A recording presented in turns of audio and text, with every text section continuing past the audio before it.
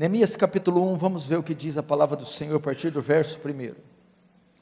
As palavras de Neemias, filho de Hacalias. No mês de Quisleu, no ano 20º, estando eu na cidade de Suzã, veio Hanani, um dos meus irmãos, com alguns de Judá. Então lhes perguntei pelos judeus que escaparam e que não foram levados para o exílio e acerca de Jerusalém. Disseram-me: os restantes que não foram levados para o exílio ou para o cativeiro, se acham lá na província. Eles estão em grande miséria, desprezo. Os muros de Jerusalém estão derribados ou fendidos, e as suas portas queimadas. Tendo eu ouvido estas palavras, assentei-me, chorei e lamentei por alguns dias. Estive jejuando e orando perante o Deus dos céus, e disse: Senhor Deus dos céus, Deus grande e temível, que guardas aliança e misericórdia para com aqueles que te amam e guardam os teus mandamentos. Estejam, pois, atentos os teus ouvidos e os teus olhos abertos para acudir à oração do teu servo, que hoje faça a tua presença dia e noite pelos filhos de Israel, teus servos, e faço confissão pelos pecados dos filhos de Israel, os quais temos cometido contra ti, pois eu e a casa de meu pai temos pecado. Deixa aberto aí no 1, não fecha de jeito nenhum, fecha apenas os olhos. Santo Deus, eu peço que haja temor e reverência diante do Senhor, diante daquele que é 3 vezes santo, que a sua presença seja perceptível nesse local. Guarda-me, Senhor, de transmitir apenas uma palestra seca, árida e fria, destituída de poder e de graça. Pode fogo santo do céu descer aqui, Senhor. Tu podes operar milagres aqui essa noite. Tu pode restaurar vidas, casamentos, corações destruídos, lares e famílias, almas feridas. Pai, perdoa nossa miséria, nossas iniquidades, perdoa nossa incoerência, nossa insensatez. Somos tão estúpidos, Senhor, tão fracos, tão ignorantes acerca de Ti, do Seu amor e das Suas promessas. Mas eu não me fio na minha justiça, mas nas Suas muitas misericórdias, na incondicionalidade do Seu amor, que não olha para a aparência do homem, nem vê suas obras, porque se o Senhor atentar para a nossa iniquidade, quem subsistirá? Mas contigo está o perdão, para que seja temido. Senhor, acode-nos, salva-nos, liberta-nos. Estamos fartos de cultos e mais cultos e cultos e cultos, e nada acontecer. Manifesta o teu poder, para que essa gente saiba que há Deus em Israel, e atende pelo nome de Jeová, Deus dos exércitos. Receba glória para si, faz teu reino avançar, e nos conforma à imagem do seu Filho, em nome de Jesus, amém.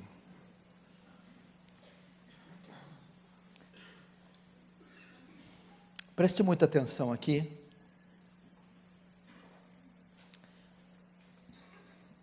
Eu não tenho muito tempo, mas eu gostaria de ajudar você aqui essa noite.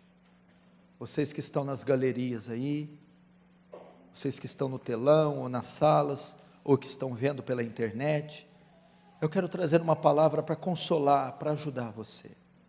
Nós estamos na cidade de São Paulo, uma grande metrópole, uma grande locomotiva. A vida do cidadão dessa cidade aqui, do habitante dessa cidade, é bem turbulenta, agitada, estressante, mesmo para os cristãos. E às vezes você entrou aqui, está aprendendo teologia reformada, doutrina, as doutrinas da graça, está crescendo no conhecimento, está gostando de frequentar escolas dominicais, seminários, cursos teológicos, pregações expositivas, talvez mudou de igreja, estava numa igreja carismática, pentecostal, foi para uma igreja tradicional, ou talvez não mudou o estilo, mas saiu de uma igreja não bíblica para uma igreja bíblica. Mas independente da sua orientação teológica, doutrinária, do seu cargo eclesiástico. Talvez você é um diácono, presbítero, pastor, um músico. Talvez você ajudou a fundar essa igreja até aqui há 40, 50 anos. Talvez você está com menos tempo de fé. Mas talvez todos nós, vocês têm algo em comum. Precisam de uma restauração em áreas da sua vida. Áreas da sua vida estão comprometidas.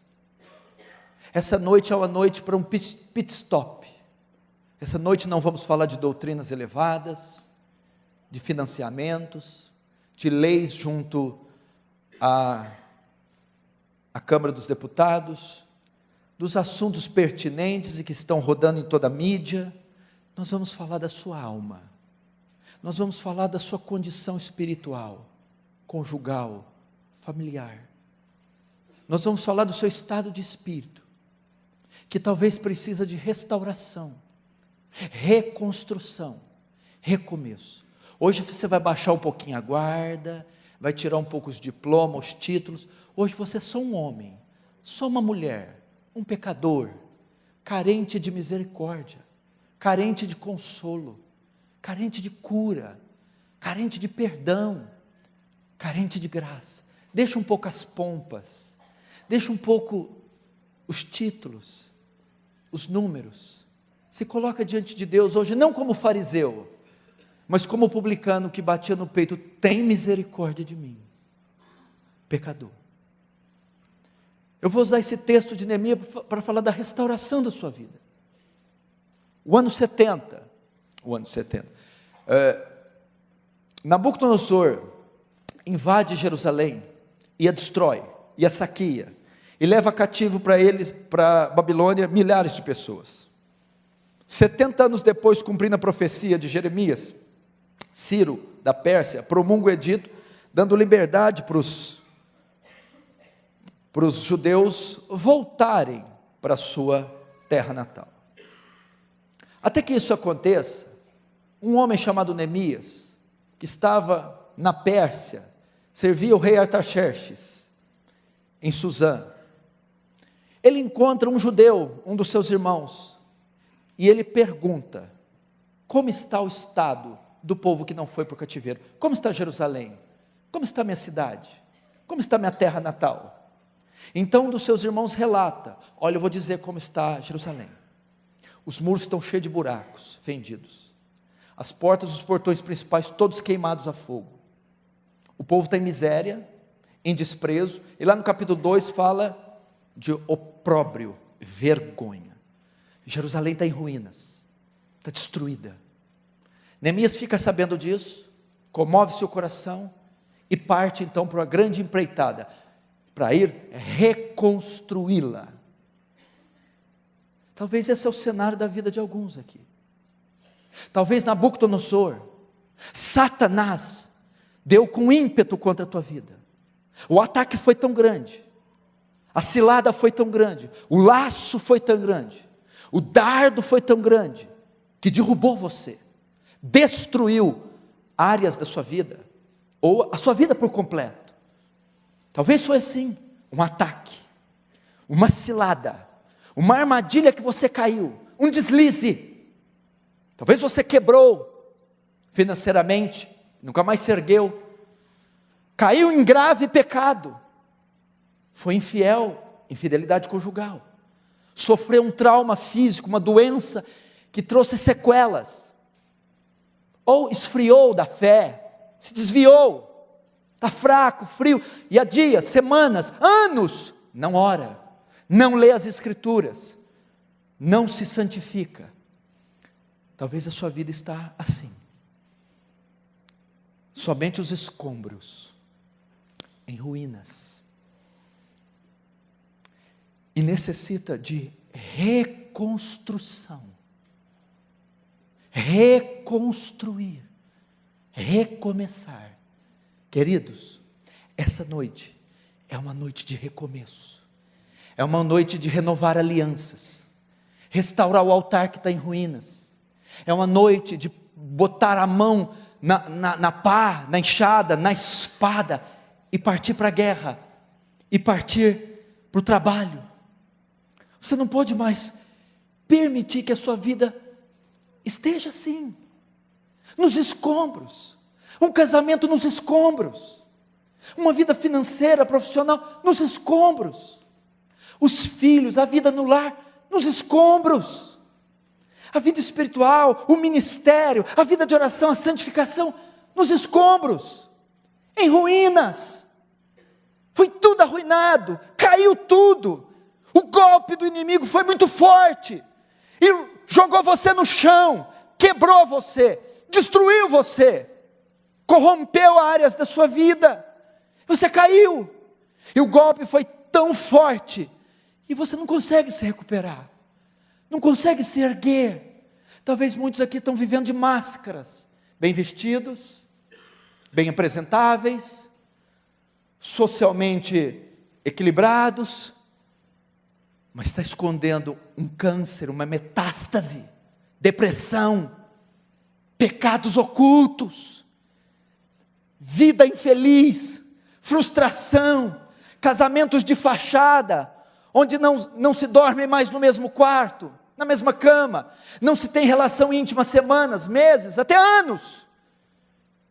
Filhos desviados, filhos que caíram no homossexualismo, no lesbianismo, são dependentes químicos, e você está tentando esconder, pôr panos quentes, mas é uma vida frustrada, quebrada, arruinada.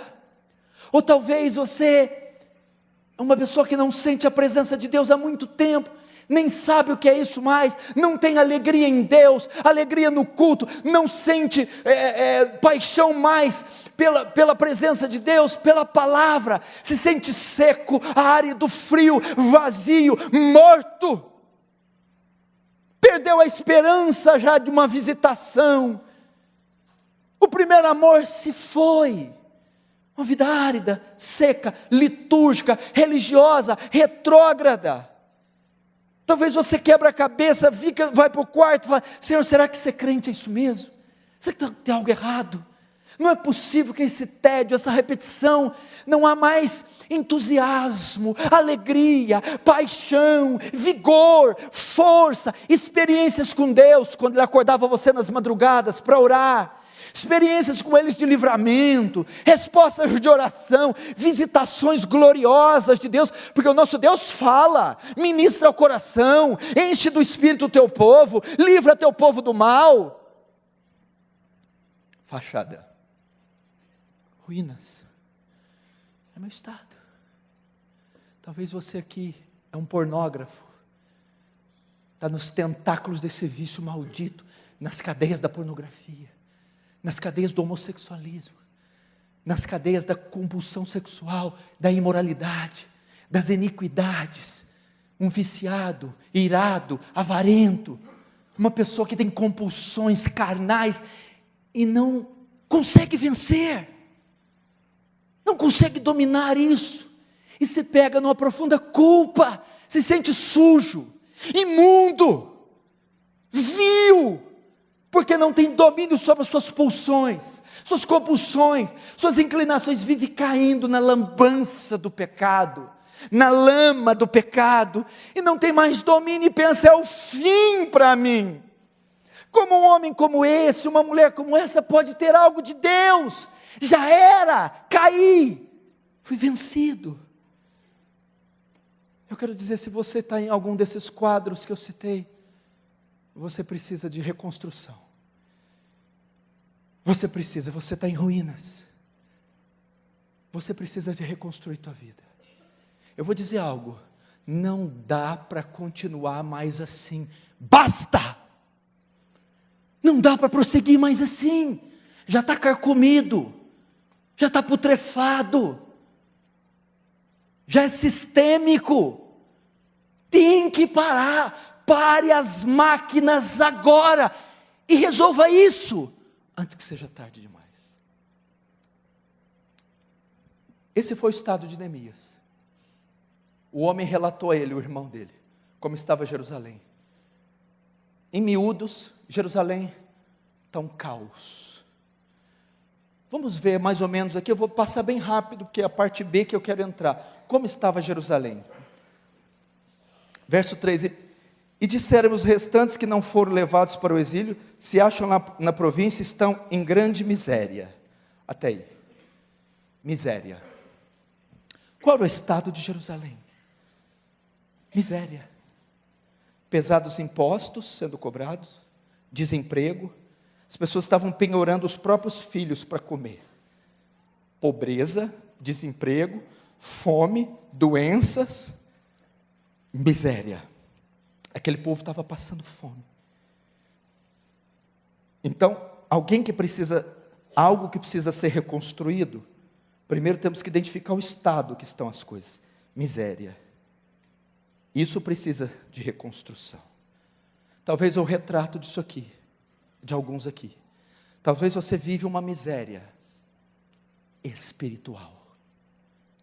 Uma miséria espiritual. Há muito tempo não come da mesa do Senhor o pão farto, mas as migalhas que caem. Há muito tempo não experimenta enchimentos do Espírito. Há muito tempo não experimenta visitações gloriosas. Qual a última vez que você orou 1 hora ininterrupta? Miséria, não consegue orar sequer 20 minutos, o joelho já dói, já desconcentra, vai mexer no WhatsApp, 15 minutos já fica um tédio. Miséria, vai ler a Bíblia, começa a folhear, começa a dar tédio, e lê 5 capítulos e pensa depois que lê o 5º, eu não entendi nada, eu não me lembro de nada que eu li, e volta para ler de novo e desiste. Vem para o culto já está, cantou 4 louvores, está na oferta, e ele ainda não se deu conta que ele está no culto. Ele acorda, meu Deus, insensível, indiferente. Talvez seja o teu estado, miséria espiritual. Pastor, eu estou morrendo espiritualmente, estou com inanição espiritual, anemia espiritual, eu vou morrer. A luta, na minha luta da carne contra o espírito, a carne já prevaleceu faz tempo. Eu sou um homem que anda na carne, ando nos sentidos naturais, sou previsível, sou racional, eu sou muito lógico, falta-me a vida do Espírito, a iluminação do Espírito, a condução do Espírito, andar na graça, andar nas virtudes celestes. Meu querido, o Evangelho, a religião, a fé, não consiste em palavras, mas em virtude. Não são só credos, não são só doutrinas, não é só liturgia, mas é poder. Talvez é seu estado.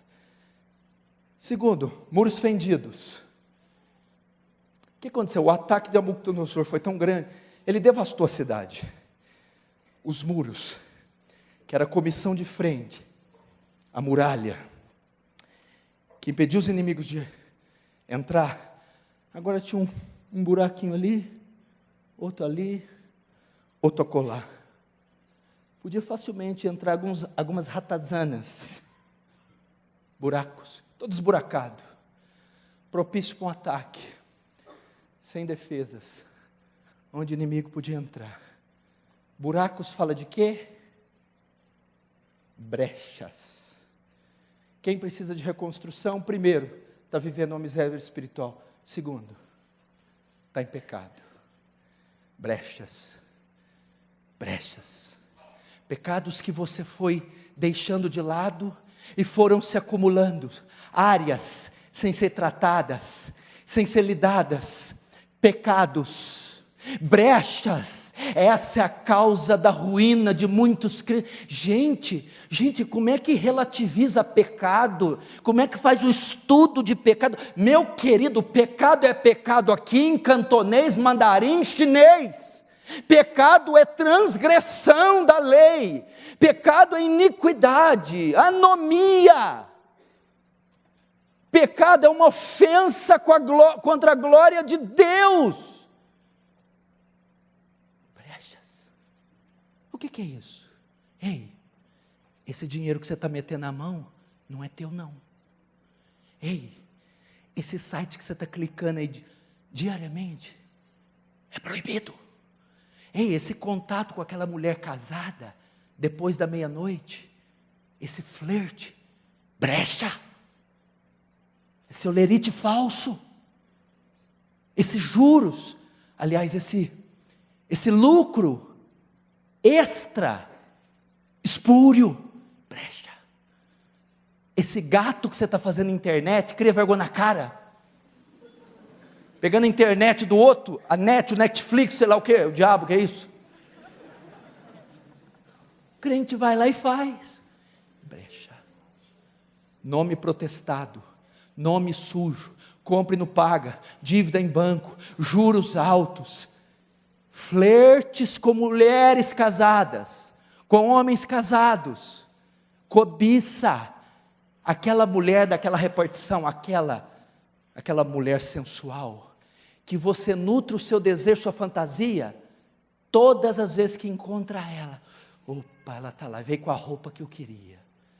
Brechas, amargura no coração, falta de perdão, rancor, ressentimento. Olha o muro fendido, olha a buraqueira, e crente está levantando a mão para adorar, está pregando, cheio de buracos, está em ruínas.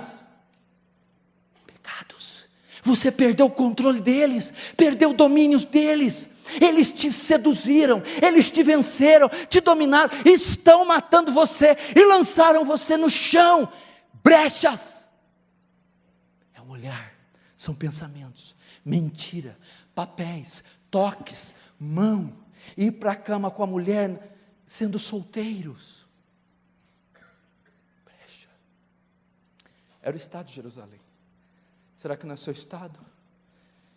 Que mais? As portas queimadas a fogo. O que significa isso? As portas eram o fronte da cidade. Tem algumas interpretações para aqui. É onde se fazia a justiça, mas é onde se impedia, se fazia resistência contra o inimigo. Se olhar os filmes de guerra, eles vinham com um ariete, uma grande tora, e os soldados vinham dando contra o portão principal, para tentar entrar. Em Jerusalém não tinha mais esses portões, estavam queimados. Logo quando o inimigo vinha, Jerusalém não oferecia resistência contra o inimigo. Talvez é o retrato de alguns aqui. Não oferecem mais resistência a Satanás, não conseguem resisti-lo, não conseguem vencê-lo, não conseguem discernir seus dardos, suas setas. Quando o inimigo vem, você é presa fácil, ele tenta você, seduz você, ele arma um laço e você cai. Talvez é seu estado. Minhas orações não têm força, eu não tenho condição de resistir laços e tentações, não consigo discernir as ciladas, estou sem condições de resistir, sem o fronte, sem as portas frontais. Você não está assim, pastor. Eu não posso ser tentado na menor das tentações, eu caio, eu não tenho vigor. A palavra diz, portanto, resistiu firmes na fé. Eu estou sem fé, eu não consigo resisti-lo, os seus estratagemas, os seus planos, a sua sutileza, eu não consigo, a sua sedução é assaz poderosa. Você precisa de reconstrução. O que mais? O texto ainda fala de desprezo. Vai falar com gente agora, hein? Olha, Hanani falou para Neemias, como é que está o meu povo lá? Olha, Neemias, portas queimadas a fogo, muros fendidos, miséria e desprezo. Sabe o que é isso aqui? Jerusalém. Quem fundou Jerusalém? Na cidade de Jebus, quando Davi conquista, Davi edifica poderosa, no meio do Monte Sião, Jerusalém, a poderosa, a nação mais poderosa, o exército mais poderoso, todas as riquezas naturais. Jerusalém era bela, exuberante, respeitada pelos seus inimigos, vigorosa, viçosa, gloriosa, cheio de riquezas, cheio de tesouros, cheio de batalhões militares, um monarca brilhante, Davi, agora se passou, foi derrotada, foi saqueada, foi queimada, foi destruída, e agora ela perdeu o respeito, ela agora desprezada. Jerusalém não significa mais nada. Jerusalém, esse povo não significa mais nada. Esse povo já era. Talvez essa é a sua história. Você um dia esteve em cima, um dia esteve na melhor, pomposo, vigoroso, virtuoso profissionalmente, financeiramente, academicamente, ministerialmente, espiritualmente. Era respeitado pela sua esposa, era respeitado pelos seus filhos, era respeitado pelo seu presbitério, pelos seus colegas de trabalho, pela sociedade. Mas depois da sua queda, da sua ruína, do seu tropeço, você está sendo desprezado. Isso aí, isso não dá mais nada não. Aquela família, aquele camarada, caiu, não é mais nada.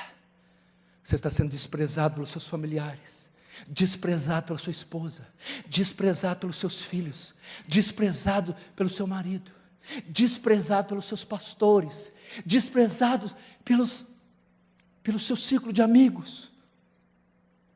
Era o estado de Jerusalém. Você precisa de reconstrução. E último, não está no verso 1, mas está no 2. Neemias diz: vinde, reconstruímos os muros e não estejamos mais em opróbrio. O que é opróbrio? Vergonha. Jerusalém, motivo de vergonha, vexame, é uma vergonha. Essa cidade, talvez você está assim, querendo gritar: pastor, para de falar da minha vida. Hoje eu sou motivo de vergonha na minha casa, vergonha para minha esposa, eu sou uma vergonha para os meus filhos, uma vergonha para o reino de Deus, uma vergonha para o Senhor, uma vergonha para a igreja. Eu estou sendo humilhado, essa situação me humilhou, estou sofrendo humilhação, escárnio. Por quê? Porque eu caí, eu fui à ruína, eu quebrei, eu tropecei, eu estou em escombros, e isso me humilha. Será que o inimigo não está humilhando você? Seus parentes humilhando você? Se você não está se sentindo humilhado, desprezado, envergonhado, enquanto eu prego, algumas bochechas ficam coradas, vermelhas. Esse era o estado de Jerusalém. Talvez esse é o seu estado. Vamos, meu irmão, admita. A soberba é o pior dos pecados. Raspe qualquer pecado e na superfície encontrará o orgulho. Uma das principais características do orgulhoso é: ele nunca admite que está errado, nem que falha, nem que tem pecados. Hoje é o dia de levantarmos o tapete. Hoje é o dia de fazermos uma exumação, uma cirurgia. Hoje é dia de tirar os despojos, fazer como Naamã, tira a capa e mostra a lepra. O fator aqui é reconhecer. Talvez você está assim. Esse era o estado de Jerusalém, estava nos escombros, e aquilo requeria recomeço, reconstrução, reedificação, reerguer. Se esse é o seu estado, uma dessas áreas, duas, quem sabe três, todas elas, você precisa de reconstrução, e em nome de Jesus, Deus há de reconstruir sua vida. Agora vamos ver, depois que Neemias soube, quais foram suas primeiras atitudes. Você que está com a vida assim, que quer reconstruí-la, quem quer reconstruir a vida aqui diz amém. Amém. Quais são suas primeiras atitudes? Quais são os primeiros passos para uma reconstrução?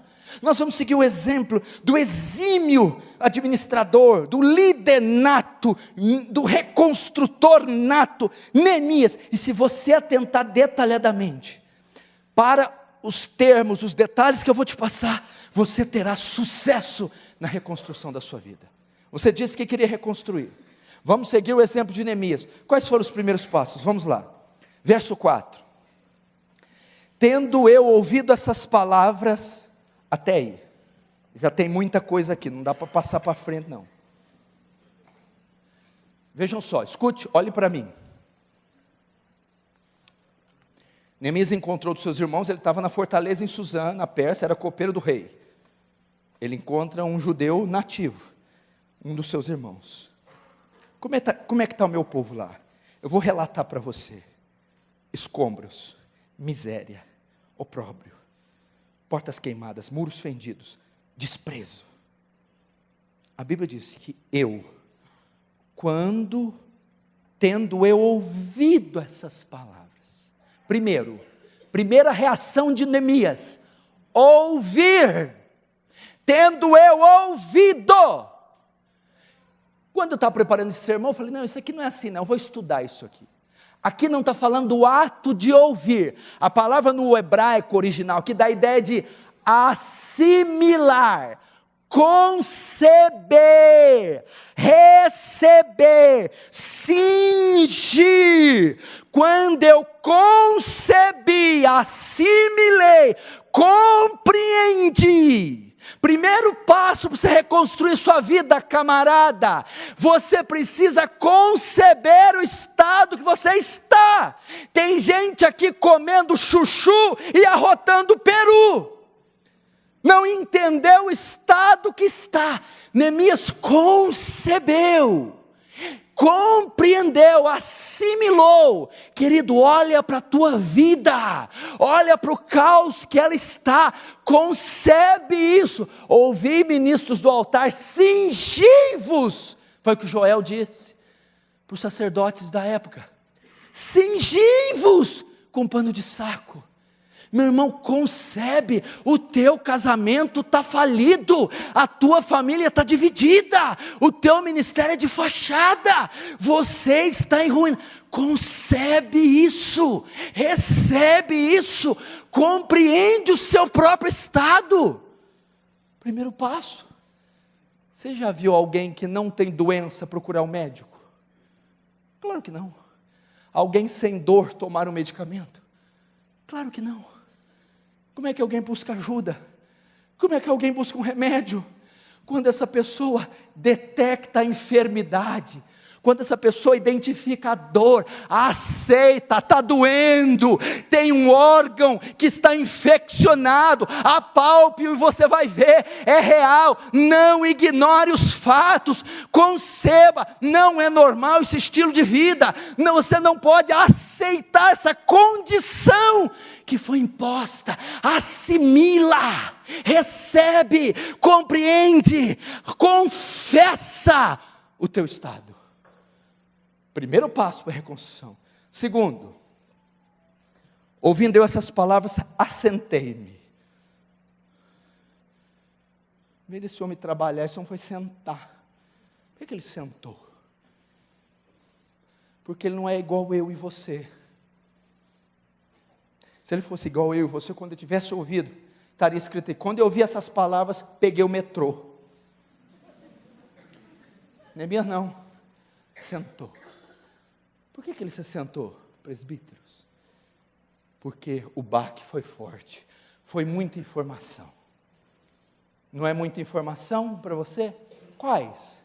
Vai lá hoje e abre o histórico na internet do teu filho. Pega o celular dele e olha. Com quem está andando, com quem está conversando. Espreme a tua esposa. Dá uma olhada na tua conta hoje, talvez você não viu. Dá uma olhada. Concebe. Sabe o que ele foi? As informações foram demais. Porque o Hanani disse para ele assim, meu filho, não tem pedra sobre pedra, aquilo está uma vergonha. O que ele foi fazer? Eu não posso agir, eu não posso fazer nada, sem antes me assentar. O que é se assentar? Reflexão. Gente, o povo de hoje não para refletir. Ele foi fazer uma leitura da situação, ele foi refletir sobre a condição de Jerusalém. Quando é que você vai parar e vai refletir na sua condição? Gente, é uma correria danada, é um mundo imediatista, comidas, fast food, é tudo muito rápido. Nós não temos tempo para meditar. Nós não temos tempo para refletir na nossa condição. Quando você tira férias, querido, você arruma mais trabalho, é viagens, é praia, é afazeres, é entretenimento, e a vida continua um caos.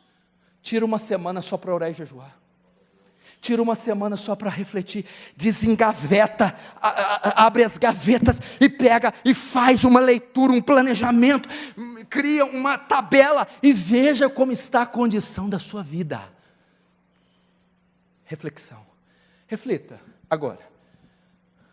Como está a condição dos teus filhos? Como está a sua condição financeira? Faz um balanço. Como está teu casamento? À luz da Bíblia. Teu chamado ministerial. Tua aliança com Deus, sua vida. Faz uma reflexão. Existem períodos da nossa vida que nós temos que fechar para balanço. Os puritanos, se você estudar, eles observavam muito a prática da meditação. Tem hora que tem que cortar o fio da internet, da televisão, quebrar o celular, sair dessa parafernália audiovisual e ouvir somente a voz de Deus, se debruçar nesse livro e ruminar e fazer uma reflexão da própria vida. Reflita, faça uma leitura da sua condição financeira, uma leitura do seu casamento, uma avaliação de como você está conduzindo os seus filhos, a sua vida espiritual. Reflita. Você acha que Neemias ia pegar tijolo, pá, enxada, acabou de ouvir, vamos para lá, igual um louco? A Bíblia fala que quando ele ouviu as palavras, foi no mês de Quisleu, abriu o mar, março, abril. Quando ele começou a reconstrução, foi no mês de Nissan. Não, o mês de Quisleu é novembro e dezembro. Foi quando ele ouviu. Quando ele começou, foi o mês de Nissan, março, abril. 4 meses fazendo um planejamento, uma leitura, refletindo, organizando, se posicionando, se preparando. Você quer reconstruir sua vida? Faça uma leitura. Cancela os compromissos dessa semana, se possível. Tira uns dias de férias. Cancela as trivialidades, as futilidades. Deleta 90% dos contatos que estão nesse WhatsApp, que não serve para nada. Corta um pouco as mídias sociais. Pede férias, pede uns dias para o seu ministério, para o seu líder ministerial, para o seu trabalho, seja lá o que for, e vai fazer uma reflexão, coloca no papel, faz uma análise, uma leitura, reflita, desengavete os projetos, os papéis, vê o álbum de fotografia, e faça a leitura das mensagens, quem você feriu, quem você magoou, quem você traiu, quem você deve, aonde foi que você caiu na fé, lembra-te aonde caíste, volta e pratica as primeiras obras. Não está isso em Apocalipse 2? Reflexão. Terceiro, assentei-me, chorei e lamentei por alguns dias. Esse é um dos principais. Quando ele percebeu o estado que estava Jerusalém, sentei, comecei a lamentar e chorar. O que eu estou vendo hoje, igreja? Chora comigo. Uma indiferença entre o povo de Deus, crentes frios, insensíveis à sua própria condição, insensíveis à perdição dos filhos, insensíveis à condição do casamento destruído. Neemias se quebrantou. Quebrantamento, arrependimento, confissão, consternação, contrição. Nossos filhos estão indo para as drogas e nós estamos frios. Nosso casamento está um caos e nós estamos indiferentes. Falta choro, igreja. Falta chorar pelos filhos, chorar pelo ministério, chorar pelos pecados, chorar pela ruína e o caos que está na nossa vida. Se o meu povo que se chama pelo meu nome se humilhar e orar e arrepender dos seus maus caminhos, então ouvirei do céu, perdoarei o seu pecado e sararei a sua terra. Contrição. Contrição. Olha para a sua vida. Olha para a sua vida espiritual. Olha para os seus filhos. Olha para a sua empresa. Olha para o seu ministério. Se você está assim, portas queimadas, muros fendidos, opróbrio, miséria, você tem que se quebrantar. Choro. Ele esteve chorando e lamentando. Pranto. Purificai as mãos, pecadores, voz de ânimo dobre, lamentai e chorai, converta o vosso riso em tristeza, e a vossa alegria em pranto, humilhai-vos diante da potente mão de Deus, e ao seu tempo Ele vos exaltará. Eu quero pedir em nome de Jesus, chore pela restauração da tua família, chore pela restauração do teu altar, chore pela conversão dos seus filhos, chore pela ruína que está a sua vida. Quebrantamento. Quantos estão entendendo? Diz amém. Amém.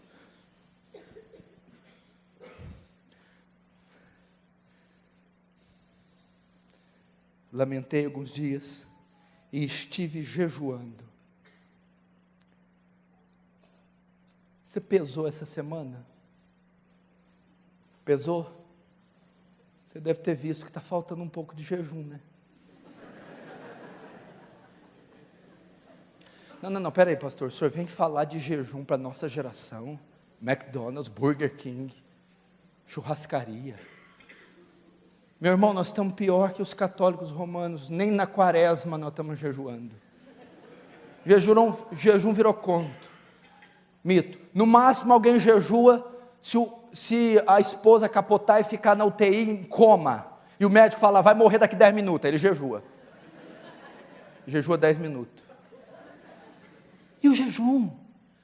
Meu irmão, o jejum é uma prática observada pela igreja do Antigo Testamento e pela igreja do Novo. Jesus, quando fala no Sermão do Monte, tu quando jejuardes, ele não manda jejuar, ele já presume-se que a igreja jejua. Eu vou te dizer, o jejum, ele era praticado em situações de calamidade, de consternação, de crise. E a pessoa externava a sua tristeza através da abstinência de alimento, o jejum. Deixa eu dizer, a condição da sua vida, a ruína que se instalou, não é digna de um jejum, não é digna de separar uns dias para jejuar, meu irmão. Será que você não pode se afastar um pouco das delícias, das iguarias desse mundo, das benesses, do conforto, da gordura, para pôr a boca no pó e clamar por restauração? Ah, meu Deus do céu, só com a tecnologia nós não vamos conseguir, só com celular, YouTube, canal Defesa do Evangelho, isso não é suficiente, isso só pode nos condenar mais. Jejum. A igreja não jejua. Os santos do passado, como observavam essa prática? Davi, quando soube que a criança nasceu doente, ficou 7 dias sem comer. Neemias, quando viu o estado de Jerusalém, ficou sem comer. Ezequiel, quando teve as visões, ficou sem comer. Daniel, quando teve as visões, ficou 21 dias jejuando. Jesus, antes de começar seu ministério, ficou 40 dias sem comer. Meu Deus, a prática do jejum tem que voltar a ser observada. Pastor, por que é necessário o jejum? O que é necessariamente o jejum? Veja só, o jejum é uma prática externa de ficar sem comer. Não é o ato em si de ficar sem comer, porque senão o povo africano era o povo mais santo do mundo, eles não comem. Não tem nada a ver. O jejum, ele só deve externar o que está aqui internamente. quando eu estou triste, quebrantado, quando eu estou em crise, oro pela conversão de um ente querido, tem uma mãe doente, uma situação, eu demonstro aquela tristeza, eu demonstro o meu desejo de restauração através do jejum. Então o jejum sempre deve acompanhar a tristeza, a consternação, quebrantamento de coração. Essa situação não tem quebrantado você? Vê o seu estado, e então, meu irmão, externe ela da prática do jejum. Detalhe, não se jejua mexendo na internet, trabalhando, fazendo faculdade. Jejum também deve se dedicar um momento para estar sós. É um momento de meditação, um momento de isolamento. Se jejua então quando não se trabalha pesado, quando não está envolvido em nenhuma atividade, e quando você está tomado de profunda tristeza. Você jejua. Jejue. E por último, chorei e lamentei por alguns dias, estive jejuando e orando perante o Deus do céu, e disse: ah, Senhor Deus do céu, Deus grande e temível, até aqui.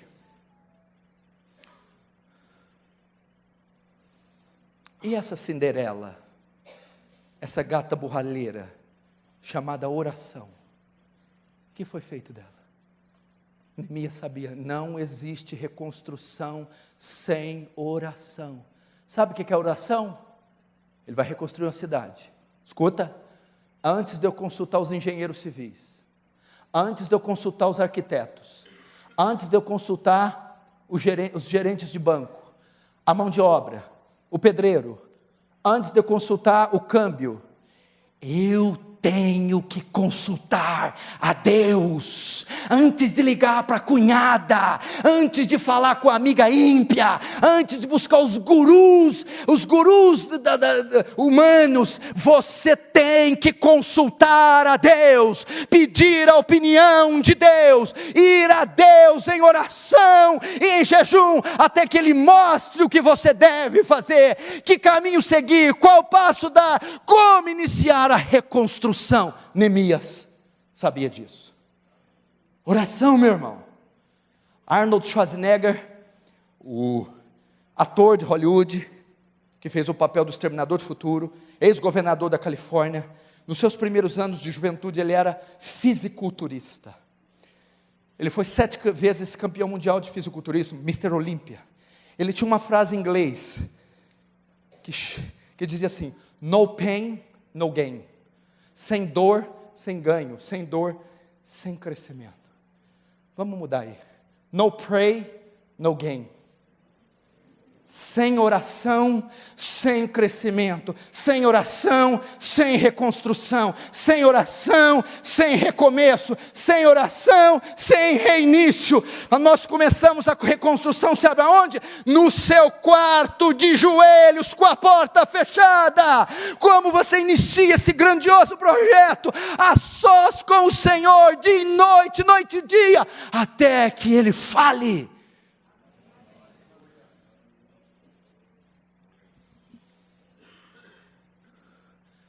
Quantos estão entendendo? Diz amém.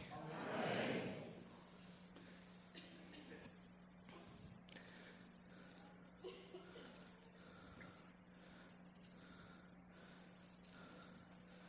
Só um minutinho aqui. Agora abra comigo Neemias 6.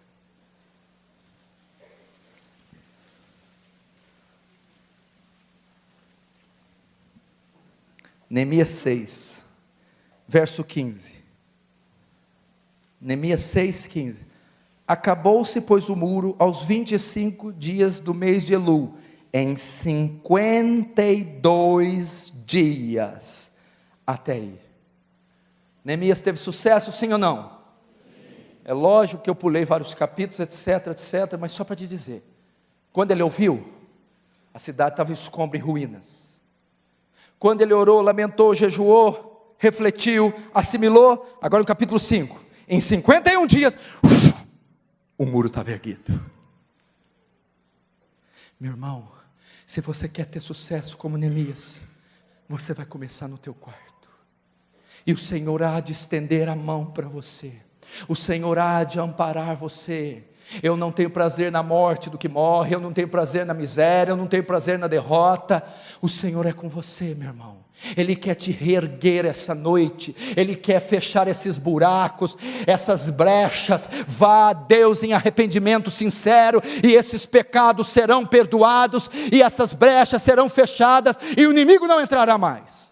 Vá diante de Deus e repita o versículo de Efésios 6, no demais, irmãos meus, fortalecei-vos do Senhor e na força do seu poder. Nem só de pão vive o homem, mas de toda palavra que sai da boca de Deus. Vença essa miséria, seja cheio do Espírito Santo, coma do pão da vida, beba da água da vida, fortaleça-se essa noite. Você vai orar e dizer: ah, Senhor, dá-me ao menos uma fatia desse pão, o pão vivo que desceu do céu. Dá ao menos um gole dessa água, a água da vida. A quem quiser, beba de graça da água da vida. Aquele que tem sede diz: vem, vem, meu irmão. Fortaleça-se no Senhor e na força do seu poder. Vergonha? Oh, meu irmão, guarda aquela promessa que está em Isaías: em lugar da tua vergonha te darei dupla honra. Deus é aquele que ergue o pobre e o fraco do monturo. Ele pega o fraco e o pobre do monturo e o faz assentar com os príncipes. Deus é um Deus que nos honra. Ele vai tirar a miséria, Ele vai tirar a vergonha, Ele vai fechar os buracos, Ele vai fortalecer. No demais, irmãos meus, fortalecer na força e poder, e tomai toda a armadura de Deus, para que possais estar firmes contra as astutas ciladas do diabo. Revista-se da armadura, para você resistir ao inimigo. Toma o escudo da fé, a espada do Espírito, calça as sandálias da preparação do Evangelho, impõe o capacete da salvação, e se cobre com a couraça da justiça, e vai à guerra. Tu és Pedro, e sobre essa pedra edificarei minha igreja, e as portas do inferno não prevalecerão contra ela. Oh, meu irmão, é isso que Deus tem para nós. Você vai reconstruir sua vida. Primeiro, reconheça seu estado. Reconheça, aceite, assimile, reflita. Quebrantamento, chore e lamente, jejue e ore ao Senhor. Ele vai restaurar você. Eu vou desafiar você. Eu não creio num Deusinho não, meu filho. Tem uma coisa que eu nunca faço, é escrever Deus com D minúsculo. Eu nunca fiz isso desde o primeiro dia que eu converti. Nunca.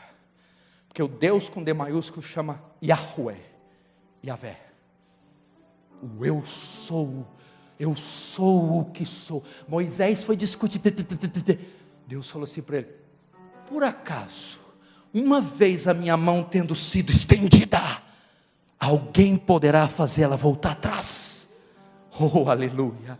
Ah, Senhor Jeová, Tu tens um braço poderoso, forte é a Tua mão, e elevada é a Tua destra.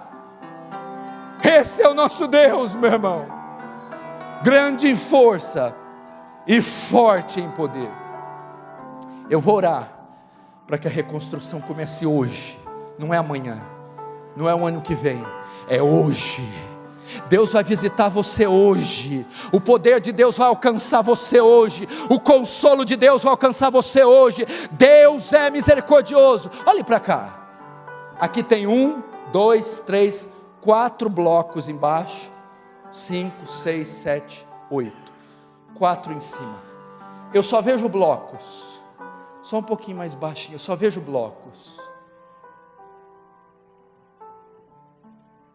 Mas eu não vejo lá atrás aquela senhora sentada, nem esse jovem aqui, nem aquela menina.